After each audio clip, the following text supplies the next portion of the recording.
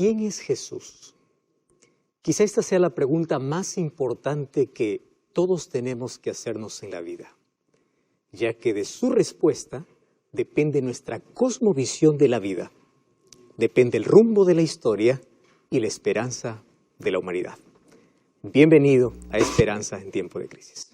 Ahora, gracias por permitirnos entrar hasta casa y también gracias por permitirnos entrar hasta tu corazón con aquellas promesas lindas que Dios tiene para poder abrazarnos en todo momento, especialmente en tiempo de crisis como el que estamos viviendo. Y hoy tengo un regalo muy especial para ti. Lo presentamos siempre, pero es que lo vamos a seguir presentando hasta que tú lo puedas solicitar. Sabes que este es un curso bíblico que está disponible para ti y toda tu familia y puedes solicitarlo a través de nuestro número de WhatsApp, que es el +5512 9810 1460. Es totalmente gratis. Te repito una vez más, +5512 9810 1460. Quiero enviarte un abrazo muy especial. Tú que estás viendo el programa por la TV Nuevo Tiempo, por las redes sociales, estás viendo en Facebook, por YouTube o por NT Play. Qué alegría poder tener este encuentro siempre para poder abrir la palabra de Dios y para encontrar fortaleza, para poder encontrar esperanza. Sí, esperanza. Y a eso venimos y para ello estamos. Entonces vamos a abrir la Biblia para poder encontrar esperanza. Y antes de abrir la palabra de Dios, vamos a orar, vamos a abrir nuestro corazón pidiendo que Dios pueda iluminarnos hoy. Querido Dios, te damos gracias porque hoy tenemos una vez más el privilegio de abrir tu palabra. En tu palabra encontramos la fortaleza necesaria para todo momento. Y hoy queremos ser abrazados por ti. Hoy queremos que tus promesas puedan restaurar nuestra vida, puedan aliviar nuestro dolor, pueda calmar nuestro corazón agitado, quebrantado o en dificultad. Y hoy podamos encontrar fortaleza, esperanza, fe, podamos mirar el futuro incierto con mucha seguridad porque sabemos que Dios está al control de todo, pero también queremos que esté al control de nuestra vida. Abrimos tu palabra pidiendo que tu Santo Espíritu ilumine nuestro corazón y te pedimos en el nombre de Jesús. Amén. ¿Quién es Jesús? Si preguntamos a Juan, el apóstol Juan, él dice así: en el principio era el verbo era Dios, el verbo estaba con Dios y él era Dios. Por él fueron hechas todas las cosas. ¿Quién es el verbo? Es Dios, Dios encarnado, Dios hecho hombre por amor. ¿Quién es Jesús? Es Dios. Luego te vamos a mostrar ya en otro programa las evidencias por las cuales la Biblia presenta a Jesús como Dios. Pero una de las cosas que siempre ha intrigado a la humanidad es cómo Dios pudo haberse hecho hombre. Y las profecías, desde la primera que es dicha en Génesis capítulo 3, versículo 15, dice que vendría y nacería de una mujer. Es decir, ese Dios infinito, ese Dios eterno, ese Dios trascendente, para venir a vivir, a morar con la humanidad, tuvo que entrar en el vientre de una mujer, pasar el periodo de 9 meses como todo niño, nacer como un ser humano natural. Ahora, eso es increíble, cómo Dios, siendo eterno, se hizo hombre. Por eso es que Jesús es el único que tiene estas dos naturalezas. Él es Dios y Él es hombre. Con una mano puede sostener la mano del Padre y con la otra puede sostener la mano del ser humano pecador. Por eso se constituyó el puente, el camino, el intercesor, el Salvador. Solo que es difícil que podamos comprender eso. ¿Quién es Jesús? Hay muchos cuestionamientos, hay muchas preguntas. Se habla de un Jesús histórico, se habla de un Jesús que existió, mas ¿quién es Jesús realmente? Y hoy yo quiero mostrarte que cuando Jesús estuvo aquí en la tierra, nadie creía que Él era el Mesías. Nadie creía que Él era el Salvador o que las profecías se cumplían en Él. No, qué difícil, porque no había nada sobrenatural en Él. Él creció como un niño normal. Y cuando creció todos lo conocían como el hijo de José, el hijo del carpintero. Era un asombroso muchacho, pero nada más que eso. Entonces, ¿cómo es que las personas pueden conocer a Jesús, el Salvador, solamente como el hijo del carpintero? Incluso más de una vez le dijeron allí, este no es el hijo de José, mas ¿cómo poder decir que Él es Dios? Si no había nada especial en sí, era normal como todos los seres humanos. Y allí aparece el primer evangelio en el Nuevo Testamento, Mateo, para poder decirnos quién es Jesús.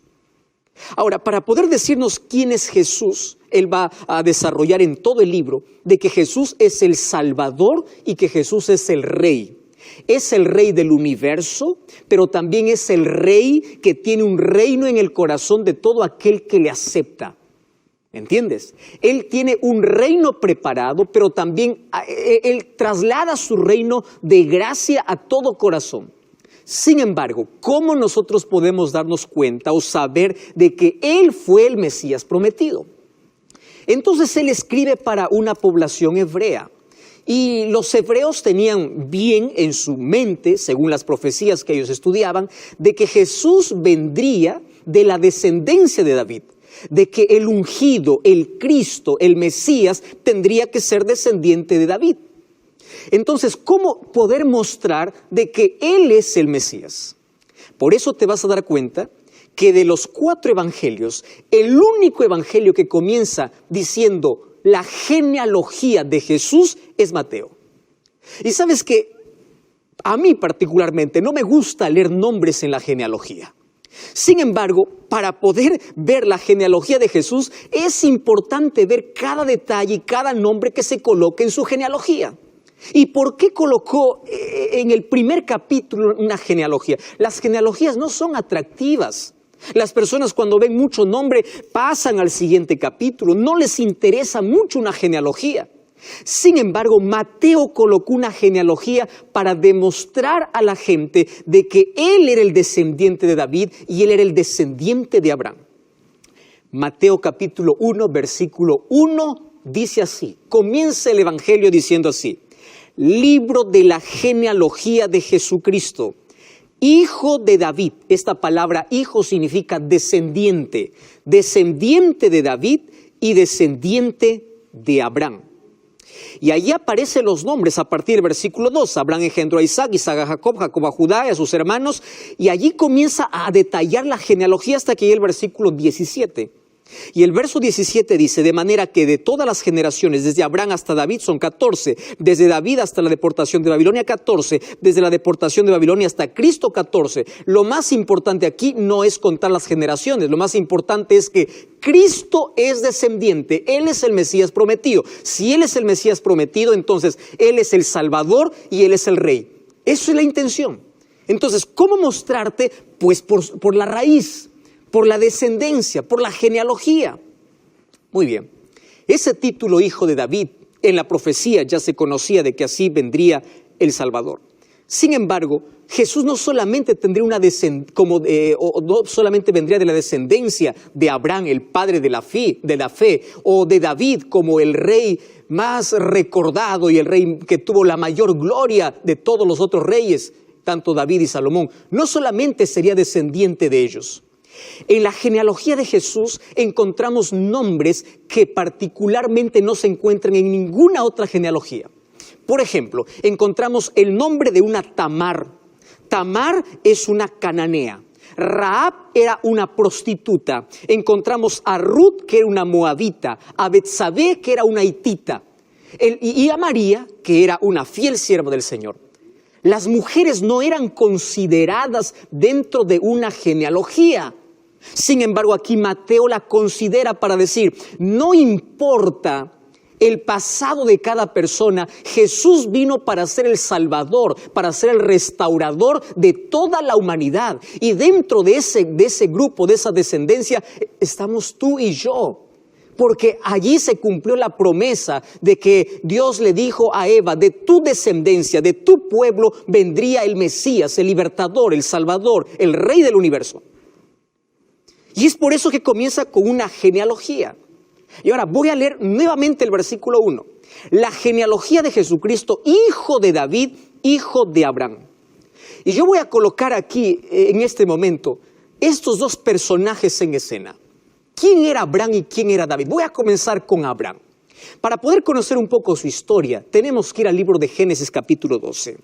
En Génesis capítulo 12, Dios le hace un llamado no a Abraham, sino a la familia de Abraham, que estaba constituida, incluso ahí la familia, estaba su padre, estaban sus hermanos. Y ellos emprendieron un viaje hacia Canaán, pero ellos se quedaron en mitad de camino.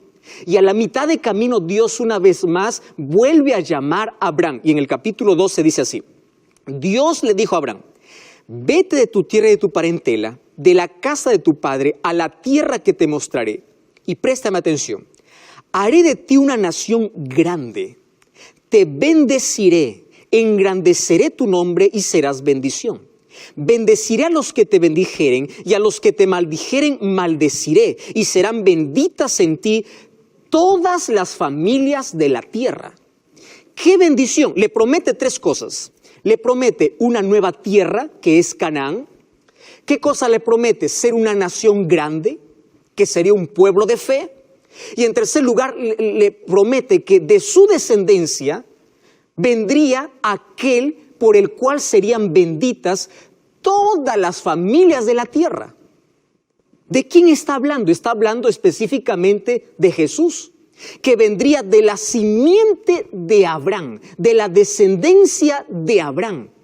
De allí vendría Jesús. Ahora, qué interesante que cuando vamos al Nuevo Testamento, el libro de Gálatas capítulo 3, versículo 16, dice el apóstol Pablo que esa promesa no solamente fue para Abraham.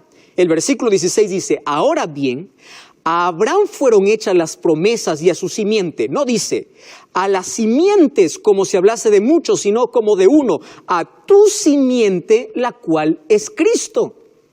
Y la promesa que Dios hizo a Abraham llega hasta nosotros. ¿Cuál es la gran nación? El pueblo de Dios, el pueblo de fe. ¿Cuál es la bendición? Jesucristo, el Salvador. Y nosotros ya no soñamos con una tierra prometida aquí, en este planeta, sino soñamos con la Canaán celestial allá en el cielo. Y es por eso que allí Mateo comienza diciendo: Él es el descendiente, Él es la bendición para todo el mundo. Él es Jesús, a quien ustedes llaman el hijo del carpintero, a quien ustedes desprecian, a quienes ustedes miran de lejos. En Él se están cumpliendo todas las profecías. Él es el descendiente de Abraham. ¿Y por qué David? Con David es otro asunto. Tú sabes que cuando Salomón terminó de construir el templo, que fue por orden de Dios y por deseo de David su padre, Dios se le apareció por segunda vez, porque la primera vez se le apareció antes de que él fuera coronado. Y mira lo que dice el libro de Primera de Reyes, capítulo 9. Primera de Reyes, capítulo 9, versículo 4 y versículo 5. Ahora Dios aparece a Salomón y le dice así: si anduvieres delante de mí como anduvo David tu padre, en integridad de corazón y equidad, haciendo todas las cosas que yo te he mandado y guardando mis estatutos y mis decretos, esa es la condición. Versículo 5. Yo afirmaré el trono de tu reino sobre Israel para siempre, como hablé a David tu padre diciendo: no faltará de tu descendencia en el trono de Israel. Wow. ¿Qué cosa es lo que Dios está diciendo a Salomón? Si tú caminas fielmente en mis mandamientos, yo voy a cumplir mi promesa, la promesa que hice a tu padre. Tu reino será un reino eterno. De tu descendencia saldrán todos los reyes. Ahora, préstame atención allí. ¿Qué cosa es lo que sucede? Ellos rompieron el compromiso. Ellos no anduvieron, por eso es que el reinado de David pasó a manos de otras personas. Por eso que ese reinado fue interrumpido por la desobediencia del hombre. No porque Dios falló a su promesa, pero falló completa, o Dios quebró completamente su promesa. No, préstame atención lo que ahora voy a decir. Tú puedes quebrar el pacto, tú puedes romper la promesa, pero Dios es fiel a su promesa. Y es verdad que el reino de David fue interrumpido, pero de la simiente de David vino el rey del universo. Por eso es que el Mesías era llamado el hijo de David, el descendiente de David. Y aunque los hijos de David rompieron el compromiso con Dios, Dios fue fiel a su promesa. Y Jesús, cuando vino a esta tierra en Mateo 4:17, dice que Él vino para poder instaurar un reino. Y allí Jesús dice: el reino de los cielos se ha acercado. ¿Qué reino está hablando? El reino de gracia, el reino de transformación, el reino de poder, el reino que se instala en todo corazón que está dispuesto a hacer la voluntad de Dios. Entonces, si Jesús es el Mesías, según la Biblia, es porque Él es el descendiente de Abraham y Él es el descendiente de David. Y si es descendiente de Abraham y descendiente de David, Él es nuestro Salvador y en Él tenemos la bendición y la salvación y Él es nuestro Rey eterno. Por eso es que Mateo 1 comienza diciendo, Él es el descendiente, Él es el Mesías, Él es el Salvador y Él es el Rey. Y aquí viene la parte más importante. Si Jesús es el Rey, entonces todos somos llamados para poder participar de su reino. Ahora, tenemos que entender dos cosas. Primero, ¿quiénes no participan de su reino? El libro de Mateo capítulo 7, versículo 21, dice así. Mateo 7, 21. Dice, no todo el que me dice Señor, Señor, entrará en el reino de los cielos. ¡Wow! Qué impresionante. Estoy hablando para ti que eres cristiano, tú que vas a la iglesia, tú que cantas. Estoy hablando para ti que tienes buenos modales, que practicas muchas cosas buenas en la vida. Y tú puedes decir que eres un creyente. Y tú estás asistiendo por mucho tiempo a la iglesia. Y tú puedes hacer grandes cosas aquí en la tierra. Y puedes ser admirado y puedes ser aplaudido por todos. Y Jesús dice, no todo el que dice ser cristiano participa de este reino. Eso me hace estremecer. Porque aquí no depende de lo que yo haga, sino de lo que yo permita que Dios haga en mi vida. De cómo su reino tiene que estar instalado en mi corazón, en mi vida, en mi mente. Cristo tiene que ser el Rey. Y si es el Rey, tiene que controlar mis hábitos, mi costumbre, mi alimentación, mi forma de vestir, mi forma de actuar, mi forma de caminar, mi forma de vivir. Porque Él es el Rey. Y si Él es el soberano, Él controla mi vida. No es mi sentimiento, no es mi capricho, no es lo que yo quiero, es lo que Él quiere porque Él es el Rey. Entonces lo primero que Jesús está diciendo aquí es, no todo el que me dice Señor, Señor, entrará en ese reino. Entonces, ¿quiénes son los que entran? Jesús nos contó una parábola para poder conocer de qué se trata hacer la voluntad de Dios. Y allí en el libro de Mateo capítulo 21, versículo 28 en adelante, Jesús contó la historia. Dice, ¿qué les parece? Yo les voy a contar una historia y mejor yo aquí voy a leer. Mateo capítulo 21, versículo 28. Dice, ¿qué les parece? Un hombre tenía 2 hijos y acercándose al primero le dijo, hijo, anda a trabajar a mi viña. Y él respondió y le dijo, no quiero. ¿Qué te parece esa respuesta? No quiero. Y allí dice, pero después se arrepintió y se fue. Ahora, versículo 30. Y acercándose el otro le dijo de la misma manera. Y el otro le dice, sí señor, sí señor, yo voy. Pero no fue. Y Jesús hace la pregunta, ¿cuál de los dos hizo la voluntad de su padre? Y ellos dijeron, el primero. Y Jesús, fíjate la respuesta de Jesús. Esta respuesta de Jesús a mí me estremece. Dice así, y Jesús les dijo, de cierto os digo que los publicanos y las rameras irán delante de vosotros al reino de Dios. Porque vino Juan a vosotros en camino de justicia y ustedes no lo creyeron, pero los publicanos y las rameras le creyeron y vosotros viendo esto no se arrepintieron porque no creyeron. ¿Estás prestando atención? Matías, esto es un mensaje muy fuerte. ¿Qué cosa está diciendo Jesús? Primero está contando una historia. Dice, 2 hijos. A uno le dice, mira, ándate a trabajar. Le dice, no quiero. Pero después él se arrepiente y se va. Y aquel que dijo, yo sí me voy, finalmente no fue. ¿Quién hizo la voluntad? Aquel que primero dijo, no quiero, pero después se arrepiente. Entonces, el primer paso para ser ciudadanos de este reino es el arrepentimiento. Tú puedes ser miserable, pecador, haberte hundido en el pecado, haber cometido hechicería, brujería, haber hecho pacto con el diablo, haber hecho lo que quieras en la vida. Tú pudiste haber rechazado a Jesús. Pero si finalmente te arrepientes y das una media vuelta a tu vida, tú puedes ser un ciudadano del reino de los cielos. ¿Tú estás creyendo eso, José Luis? Tú puedes salir del mundo de la oscuridad. Tú puedes salir de la peor desgracia de este mundo. Por eso es que Jesús dice incluso prostitutas, rameras, impíos entrarán al reino de los cielos. No significa que los pecadores empedernidos irán al cielo. Lo que está diciendo es grandes pecadores arrepentidos entrarán en el reino. Wow. Grandes pecadores arrepentidos entrarán en el reino. Y pequeños pecadores sin arrepentimiento no entrarán en el reino de los cielos. Estoy hablando para ti, Raúl. Tú que te sientes un pequeño pecador, tú que miras a los demás y dices, yo no necesito de Cristo porque yo soy bueno, yo soy honrado, yo soy buena persona, yo no trato mal. Estoy hablando para ti, María. Tú que dices, yo no acepto a Jesús porque yo soy mejor que los cristianos, yo no voy a ir a la iglesia. Tú te crees perfecto, te crees perfecta. Te recuerdo, pequeños pecadores sin arrepentimiento no entrarán al reino de los cielos. La clave aquí para poder entrar y poder hacer la voluntad de Dios es arrepentimiento. Y lo segundo, ¿qué cosa es? Creer. Solo que creer no es un conocimiento cognitivo. No es decir, yo creo en Dios. No. Creer es caminar con Cristo, es entregarse a Cristo, es caminar con Él, es vivir con Él, es permitir que Jesús sea el Rey en mi vida. Wow, entonces aquí el texto toma otro sentido. La pregunta es, ¿tú estás haciendo la voluntad de Dios o tu propia voluntad? Yo conozco a muchas personas que son muy honestas, personas que son muy sinceras y personas que cuando hablo la palabra de Dios y le digo, mira, este es el camino que Dios tiene para ti, este es el día que tienes que guardar, estos son los mandamientos que deben estar en tu corazón, ¿sabes lo que me responden? Me responden así, pastor, pero a mí me gusta mi iglesia. Es decir, hay personas que prefieren adorar sus sentimientos antes que adorar a Dios.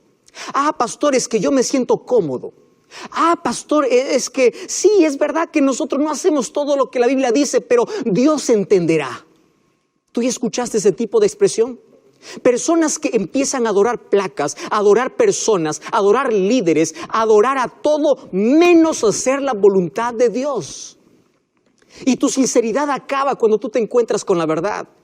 Y si tú te encuentras con la palabra de Dios y sabes que es el camino, es la voluntad que tienes que hacer para que tú puedas entrar en el reino de los cielos, entonces no postergues más tiempo. Ahora yo voy a decir una cosa tan interesante. La mayoría acepta a Jesús como Salvador. Porque todo el mundo habla de que Jesús murió en la cruz y gloria a Dios por eso. Porque Dios para salvarme hace dos cosas, una externa y otra interna. La externa es la que Él hizo ya en la cruz y la interna es la que Él hace en mi corazón. Para muchos Jesús es el Salvador. Es ese Jesús que vino, murió en nuestro lugar y allí se acabó su historia. Pero tú no tienes un compromiso con Él. Tú no caminas con Él, tú no lo aceptas a Él. Tú puedes decir como la parábola que Jesús contó, sí, yo creo en Jesús, sí, pero no aceptas, no te arrepientes. Dices sí a todo, pero dejas a Jesús fuera de tu vida. No le permites ser el Rey y soberano de tu vida.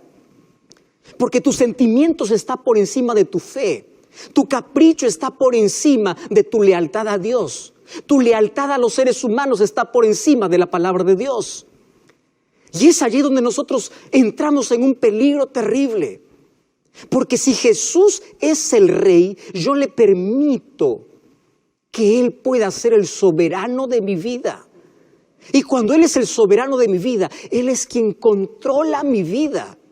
Él controla mis gustos, Él controla mis palabras, Él controla mi vida, Él controla mi corazón, Él controla mi mente. Es dejar la vida bajo el control de Dios. Y tú puedes decir, pastor, ¿cómo lo hago? Entonces todo comienza con permitir que Dios haga lo que tú no puedes hacer. Tú puedes estar mirando tu vida, mirando tu pasado y puedes decir, no, yo ya estoy muy embarrado, yo ya caí muy fondo, para mí yo ya fui demasiado lejos.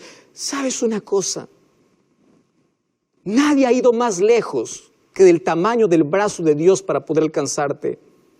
Nadie ha caído más profundo en la vida donde el brazo de Dios no pueda levantarte. Nadie ha huido tan lejos de Dios como para que ya no tenga perdón. Si finalmente tú hoy aceptas a Jesús, no solo como tu Salvador, sino como tu Rey. ¿Qué significa aceptarlo como Rey? Obedecer sin discutir. ¿Me estás entendiendo? Cuando abres la